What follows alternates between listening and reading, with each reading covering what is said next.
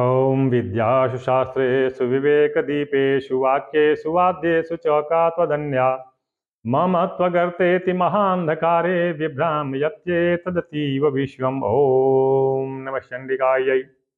मैं अपने पिछली वीडियो में कर्कोटक तक अर्थात वृश्चिक लग्न वालों तक के लिए बता चुका हूँ। अभी मैं शंखचूड़ नामक कालसर्प योग, शंखचूड़ जो धनु लग्न वालों के लिए होता है, धनु लग्न वालों के लिए कालसर्प योग जो होता है उसका नाम होता है शंखचूड़। शंखचूड़ की एक पुरानी कहावत है, एक कथा है। शंखचूड़ नामक एक राक्षस हुआ करता था। तो यह जो शंखचूड़ है, शंखचूड़ जो इसमें भी जो कालसर्प योग है, ये शंखचूड़ रहस्यमय है, अर्थात ये बराबर आकृति बदलने वाला है और जो ऊपर जो पहले के लग्न बताए गए हैं उनके समान ये स्थिर रूप आकृति वाला नहीं है। शंखचूड़ ये रंग बदलने वाला है, लेकिन बहुत ही सशक्त है। शंखचूड़ नामक कालसर्प योग बहुत ही सशक्त होता है, इसका प्रभाव बहुत ही उग्र होता है और यह धनु लग्न वालों के लिए होता है। तो वही चीज कि धनु को लेकर के और उसके अगले 6 भावों में अगर समस्त ग्रह आ जाएं तो कालसर्प योग। उसमें विशेषता कि धनु से केंद्र में सारे शुभ ग्रह मर्तत अर्थात शुभ गृह में अशुभ ग्रह और अशुभ गृह में शुभ ग्रह बैठ जाते हैं। राहु और केतु की अवस्था भी क्षैतिज अवस्था रहेगी, तो कालसर्प योग होता है। यह कालसर्प योग जो है शंखचूड़ के नाम से जाना जाता है। शंखचूड़ नामक कालसर्प योग की शांति में पीला कपड़ा लेते हैं नारियल को लपेटने के लिए, और जो ये वही पीला चावल रंग करके और उस पर नारियल को खड़ा करते हैं। इसमें कोई विशेष विधान पूजा का विधान परिवर्तित नहीं होता, लेकिन इसमें द्विरावृत्ति होती है। बताया गया है कि द्विरावृत्ति होती है। द्विरावृत्ति मतलब 16 मंत्र, 16 पाठ एक एक मंत्र का करना पड़ता है और 16 बार द्रव्यों को डालना पड़ता है और 16 बार टपकाना पड़ता है। तो ये 16 बार हो जाते हैं। द्विरावृत्ति होती है धनु लग्न वालों के लिए। शेष पूजा का विधान वही रहेगा, अपना वही कपड़े में लपेट करके।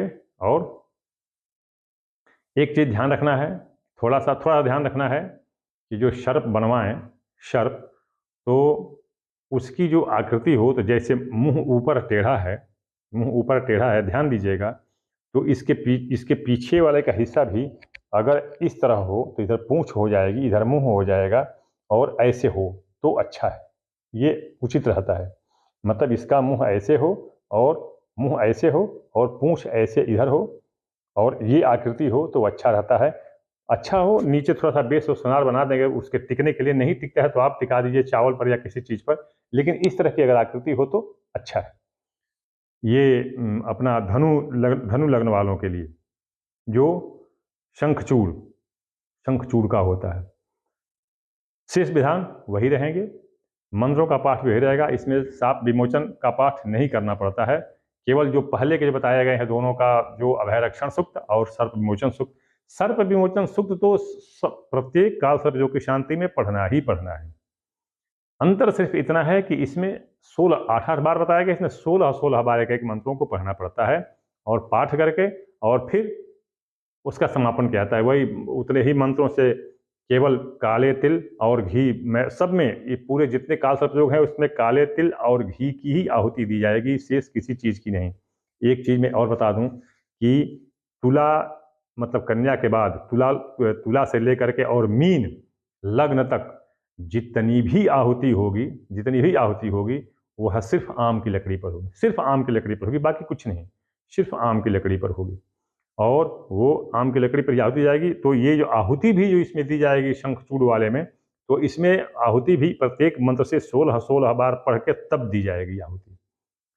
तो इस तरह से आप शंखचूड़ नामक धनु लग्न के लिए ये आप करें तो शंखचूड़ नामक कालसर्प योग की शांति होती है।